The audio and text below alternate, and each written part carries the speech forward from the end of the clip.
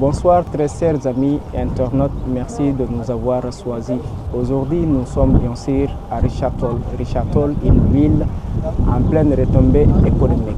Une ville considérée aujourd'hui comme l'une des plus importantes du Sénégal. Aujourd'hui, vous avez bien entendu, puis constaté que nous sommes au bord du fleuve Sénégal. Donc nous sommes justement dans la vallée du fleuve Sénégal. Chers amis internautes, bienvenue et merci pour ce premier numéro de votre émission intitulée La Voix du Brague. Notre Brague aujourd'hui est un homme que nous aimons, un homme modeste, puisque vous le savez tous, il est considéré comme parmi les hommes les plus fidèles à sa mission, les plus fidèles à sa communauté, parce que l'amour qu'il porte pour sa nation, pour son Walo natal, mais aussi pour sa ville. Il s'agit d'un homme d'une valeur incommensurable. Cet homme humble, modeste, comme je vous l'ai dit tantôt, et nul d'autre que notre père, notre doyen, Ndiak. Nous avons le plaisir, très chers amis, de le recevoir pour ce premier numéro. Père Ndiak, bonsoir. Bonsoir Ousmane, le plaisir est vraiment partagé et je suis très heureux d'être avec vous, de partager avec vous, et je suis très heureux également d'être choisi pour ce premier numéro. Voilà, et merci de la bonne présentation également, et ça rentre dans le cadre de mes sacerdoces. Partager, c'est extrêmement important, et surtout si on a une petite expérience qu'on voudrait au moins fructifier avec la jeunesse, avec la nation également. Vous avez bien fait de déjà décrire le cadre. Le cadre est extrêmement important. Vous avez parlé du fleuve Sénégal. Oui. Voilà, le fleuve qui est là tout juste derrière nous. Oui. Et c'est un fleuve qui est très important dans le cadre économique du Sénégal, mais également au niveau, sur le plan historique, c'est un fleuve qui a joué énormément des rôles importants.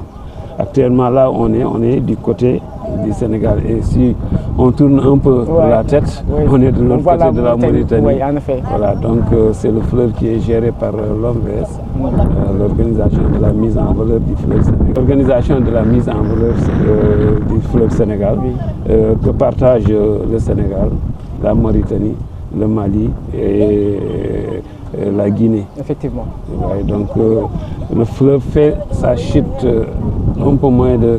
C'est un fleuve qui fait un peu moins de 2000 km. Oui. Mais à partir de Dagana-Richard Toll, sur le bassin versant à partir de Dagana-Richard Toll, oui, le fleuve trouve son bassin. Et voilà, donc c'est là qu'on est aujourd'hui. Oui. Et à côté, à gauche, peut-être certainement on aura les images, oui, on a la SDRS, c'est la Société de développement risicole du Sénégal. Oui. Et là, vous avez la première usine de décortiquage du Sénégal avec une capacité énorme qui est là. Voilà, et on est dans ce quai qui a permis presque en partie de construire la ville de Richard Toll. Oui. Voilà, donc elle peut permettre de faire aussi bien l'agriculture, oui, la navigation, mais aussi la pêche également. Effectivement, Valéry Giscard d'Estaing, dans son fameux bien sûr ouvrage, disait qu'aucun peuple ne peut vivre sans un idéal qui l'inspire, ni une connaissance claire qui guide son organisation. Fin de citation. Donc vous avez compris certainement qu'aujourd'hui nous avons un très grand homme avec qui nous allons partager pas mal de choses avec des points importants qui nous permettront vraiment d'avoir une idée sur l'économie du pays. Mesdames et messieurs, aujourd'hui nous parlons de la souveraineté alimentaire. La souveraineté alimentaire, on en parle depuis plus de dizaines de 2 à 3 décennies. On en parle avec les stratégies mises en place par les différents gouvernements qui se sont succédés à la tête de la nation sénégalaise, d'Abdoulaye Wade avec le plan REVA, avec le plan Gowana, à Macky Sall, pour le plan sénégalais émergent, et actuellement avec nos autorités étatiques, nos nouvelles autorités étatiques, Bassirou Diomaye Faye, nous parlons de la souveraineté alimentaire. Souveraineté alimentaire, mais nous mettons accent sur la culture du riz. Culture du riz, qu'est-ce qu'il faudra faire? Quelles sont les stratégies à mettre sur place pour atteindre cette autosuffisance-là? Père Ndiak, quel plan, quelle nouvelle politique à mettre en place pour qu'enfin Sénégal puisse atteindre l'autosuffisance en riz? Oui, merci, c'est une bonne question, une question d'actualité, mais aussi une question qui a traversé toutes les politiques des présidents qui ont eu à gérer ce pays. Et si on regarde un peu même au niveau de l'évolution, on ne peut pas comprendre pourquoi pas on évolue au niveau de la production pour atteindre et aller vers l'autosuffisance. Vous avez parlé de souverainisme alimentaire. Oui, l'autosuffisance, même en riz, doit aller avec ce souverainisme alimentaire. En effet. Parce que le riz seulement, cultiver, atteindre l'autosuffisance en riz, peut aller avec également la diversité au niveau d'autres cultures qui peuvent être en substitution sur certains plats culinaires. Vous voyez, par exemple, développer d'autres cultures nous permettrait déjà de consommer moins de riz. Et donc d'atteindre très rapidement la quantité qui est recherchée. Ce qu'il faudrait dire, c'est qu'on a tous les atouts. On a tous les atouts pour aller vers cette autosuffisance en riz, mais également une autosuffisance alimentaire également. Dans cette zone de Richard Toll, vous voyez, nous avons déjà beaucoup d'atouts. L'eau est là, le soleil est là, la terre est là, la technique de culture est là. On a beaucoup de structures de recherche, de vulgarisation, notamment avec Africa Rice qui est là, avec l'ISRA qui est là, qui ont produit beaucoup de variétés. L'ISRA qui a fait 15 variétés, qui a mis au point 15 variétés, et Africa Rice qui a mis au point 24 variétés qui sont adoptées à toutes les écologies du Sénégal. Aussi bien ceux qui veulent faire le riz irrigué, ceux qui veulent faire le riz de plateau, ceux qui veulent faire également le riz pluvial. Mais dans notre cas actuellement, on est dans cette région de Saint-Louis, où on va parler plutôt aussi qu'il y a un potentiel énorme pour la production du riz. Beaucoup de terres qui sont là très disponibles. On dit entre 240 et 250 000 hectares qui sont là. Et on ne parvient même pas à aménager, à mettre en valeur 50 000 hectares. Ouais, avec une moyenne, on a besoin de moins de 2 millions de tonnes de paddy. Et on a des terres dans la région de Saint-Louis qui peuvent faire 240 000 hectares. En effet. Et on a une production moyenne de 6 tonnes par hectare. 6 tonnes, les plus bons peuvent aller jusqu'à 8 tonnes hectare. Et les moins bons sont à 4 tonnes hectare. Ouais, donc si vous faites un petit calcul, sans aménager les 240 000, parce qu'il faudrait également penser à cette jeunesse qui va venir, rien qu'en aménageant 100 à 150 000 tonnes, si vous multipliez par 6, vous voyez déjà le gap qui va rester. Peut-être complété au niveau des autres écologies que nous avons au Sénégal, notamment en Casamance, avec le bas-fond et pluvial, et dans la zone de Fatigue également, avec le pluvial. Bien que ça soit des quantités qui peuvent être minimes dans les zones de Fatigue moyennes, mais déjà ça peut amortir déjà la charge. Et avec ce qu'on appelle les NERICA, les New Rice for Africa, que Africa Rice a développé, on peut aller vers des zones où on peut avoir ces variétés peuvent résister à un stress hydrique. C'est-à-dire on a moins d'eau, on n'a pas besoin d'inonder toute la parcelle comme ça se fait dans notre région. Et là, on peut faire des conquêtes de nouvelles terres. Mais également, on peut aller dans le cadre de la double culture. Alors, Waalo a été toujours considéré, ou Dagana a été toujours considéré comme un poumon économique du Sénégal. Et sommes-nous confrontés à un problème d'équipement, de matériel? Qu'en est-il réellement? Beaucoup de problèmes, pas seulement d'équipement et de matériel. Vous l'avez bien dit dans votre description. Même Richard, quand il était venu au moment de la colonisation, il avait demandé de venir voir ce qu'on pouvait faire. Parce que c'est lui qui était chargé d'aller dans les colonies et voir au niveau des colonies qu'est-ce qui peut se faire. Parce que dans ces périodes, la France était dans les économies de guerre. Donc, au lieu de prendre des gens pour aller cultiver dans leur terre, ils ont préféré venir même sur place, trouver les gens et leur faire cultiver. Quand Richard est venu à Richard Toll, qu'est-ce qu'il s'est dit? C'est un botaniste, c'est un agronome. Il s'est dit que dans toutes les colonies qu'il a traversées, ce qu'il a trouvé à Richard Toll, il ne l'a trouvé nulle part. Parce qu'à partir d'ici, il y a l'eau qui partait de partout. En effet. Et il suffisait seulement avec des sacs, avec quelques arbustes qui sont là, de faire un barrage, de dominer l'eau. Donc dans ce cadre, on était déjà dans la maîtrise de l'eau. Dominer l'eau, c'est faire quitter l'eau du fleuve et l'amener sur des terres très lointaines et faire ce qu'on veut. Ce qui veut dire que, pour revenir à la question, que le Waalo est très prolifique actuellement. On est premier dans le sud. la production de la pomme de terre. Avec notamment la présence de la compagnie sucrière. Ouais.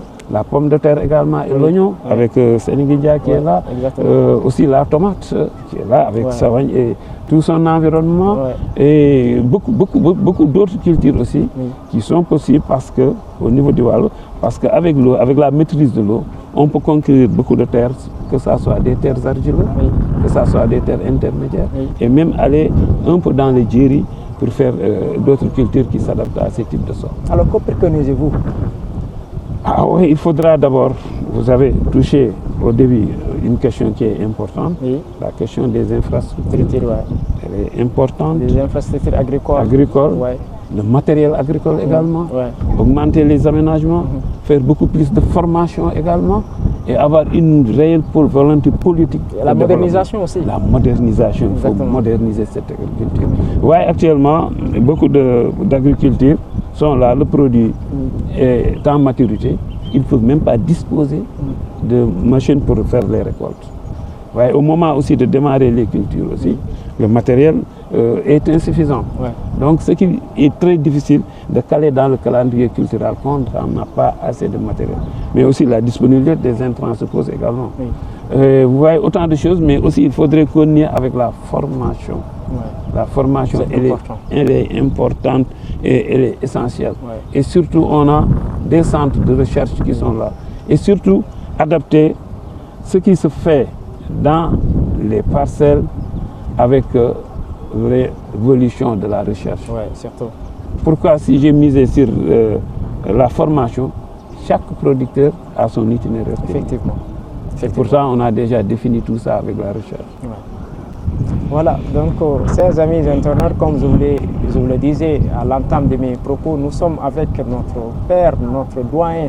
Nous l'avons choisi non parce que sa grandeur ou sa taille, comme vous le savez tous, mais c'est la personne en tant que telle, ses idéologies, son expertise, son expérience font que le choix n'est pas fortuit. C'est pourquoi aujourd'hui nous aimerions tout le temps échanger avec lui. Père Ndiak, on est toujours avec vous. Donc aujourd'hui, si vous avez un message à lancer aux nouvelles autorités, quel sera ce message-là? Oui, que ça soit vraiment une volonté réelle politique de développement. Et que ça ne soit pas seulement une politique pour préparer la prochaine campagne. Parce que l'heure est là, tout est là, tout est sur place. L'essentiel, les autres viennent chez nous et ils réussissent. Pourquoi les Indiens réussissent chez nous? Pourquoi la compagnie, les Français réussissent chez nous? Et pourquoi nous ne réussissons pas? Et c'est ça la première question. Question fondamentale. Fondamentale. Donc il faudrait faire de ce développement d'abord. Le développement est d'abord mental. Il faut l'inculquer dans cette population. Mais ça démarre d'abord par des stratégies, par des politiques très volontaristes et réelles. Et à partir de là, c'est possible. On est à un pas, mais c'est un pas extrêmement important. Donner à un maçon du ciment, des briques, et tout est là. Il ne reste qu'à faire le bon mélange pour y aller. C'est une possibilité, il faut y croire également. Vous croyez?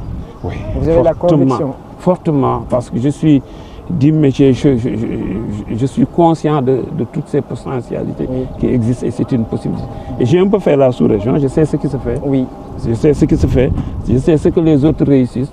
Ils ne peuvent pas le faire mieux que nous. Père Ndiak, votre dernier mot pour ce premier numéro? Vous remerciez d'abord, c'est extrêmement important ce que vous êtes en train de faire. Et vous m'avez demandé qu'est-ce qu'il faut faire pour réussir.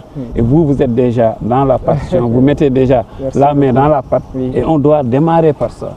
Tout le monde, en ce qui le concerne et à son niveau, doit y participer pour aller à ce niveau. Je vous remercie également de ce choix qui est fait sur ma modeste personne. C'est nous, comme on a l'habitude de dire, opiniâtre et doué de sa besogne déterminée, amoureux de sa tresseur jaune, amoureux de sa localité, mais aussi amoureux de sa commune.